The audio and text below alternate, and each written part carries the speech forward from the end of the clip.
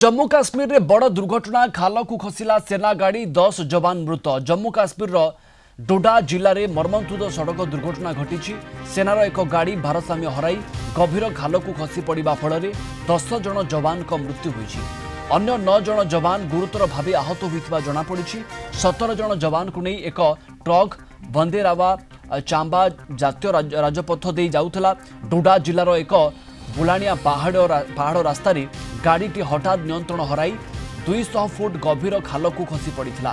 स्थानीय लोक एवं प्रशासन पक्षर तुरंत उद्धार कार्य आरंभ कर दुर्घटनाटी एते भयंकर थिला जे घटनास्थल में 10 जन जवान मृत्युवरण कर। कर्नेल शरद महापात्र प्रतिरक्षा विशेषज्ञ आम सहित जोड़ी होती। अधिक आलोचना करने संपर्क में कर्नेल महापात्र आपन को स्वागत करी। ये दुर्घटना स्पष्ट होईची ना या पछरे भी कौन सी कन्स्पिरेसी गंध बारी हो पड़ुची? बर्तमान सुधा से जो एक्सीडेंटा कौन जना पड़ी ना, किंतु बर्तमान सुधा जहाँ खबर अच्छी से जो गाड़ी सेना जवान मान को लेकिन जाऊला सेटा 200 फुट तले खसी पड़ला एवं खसी पड़ार कारण हे तो हो पारे जे पाग वेदर कंडीशन एवं मोराणिया रास्ता बा रास्तार जो प्रकार अंका बंका रास्तार जो प्रकार ड्राइविंग करने कथा से हे तो भूल थाई पारे अथवा ये जो वेदर कंडीशन ताकू मध्य से एरिया टी जनरली बहुत कोहड़ी भरा अंचल कोहड़ी थाए। तेणु वर्तमान जेहेतु उद्धार कार्य पर किसी लोक किसी जवान मृत घोषित होती आउ कत हॉस्पिटल को निया जाइछि।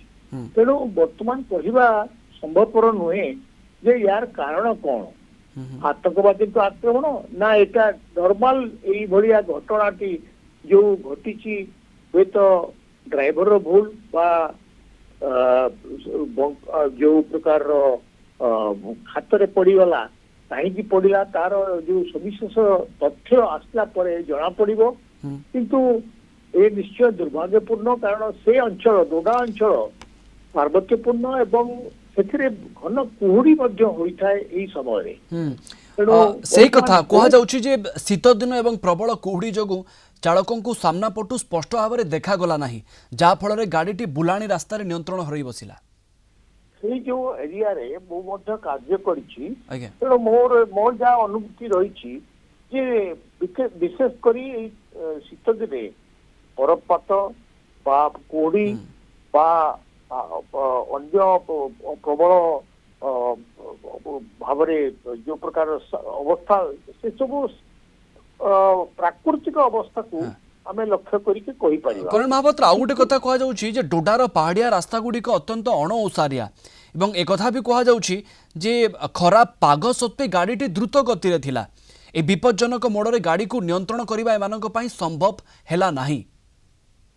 हे पारे कारण तार सविशेष अनुसंधान परे गोटे कोर्ट ऑफ ये सब घटना घटला परे गोटे कोर्ट ऑफ इंक्वारी गठित हुए एवं तार रिपोर्ट को आधार करी भविष्य कार्यपंथा स्थिर होता है। बिल्कुल, किंतु एक दुखद खबर सर आपण भी जमती कहउछंती 10 जन जवान प्राण हराइछंती। आपन को धन्यवाद अधिक आलोचना करिथिबारु। कर्नेल शरद महापात्र प्रतिरक्षा विशेषज्ञ आम सहित जोड़ी हिथिले।